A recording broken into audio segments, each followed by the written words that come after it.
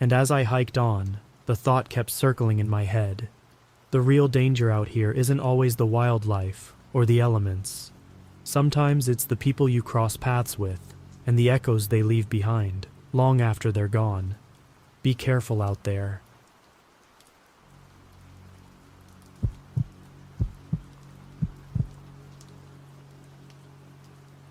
I'd planned on taking it easy that evening, maybe practice a few fishing knots, or help Grandpa Morley tidy up the workshop.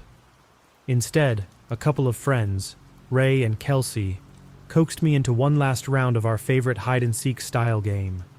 It was something we'd concocted years ago, chasing each other through every nook and cranny of the Appalachians behind Grandpa's homestead. Funny how you can grow up around these hills and still feel like you've barely scratched the surface of what's out there. The house sits at the base of a ridge that rises into dense hardwood forests.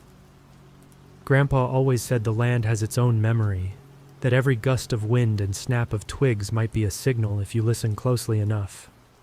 I laughed it off whenever he got too mystical, but tonight I was starting to see where he might have been coming from. The three of us were in the yard, the western sky burning orange where the sun dropped behind the ridgeline. Kelsey decided she'd be it this time, so Ray and I scampered toward the slope. We both had camouflage jackets, more fashion statement than functional gear, but I like to think it helped us blend in. The plan was to outsmart Kelsey by moving uphill. She'd never guess we'd take the steeper path. Or so we thought. We crested that slope, and the first thing I noticed was how quiet the forest had become. Usually this time of evening, you can hear crickets winding up for their nighttime chorus, maybe an owl calling in the distance. That night, it felt like everything paused, waiting.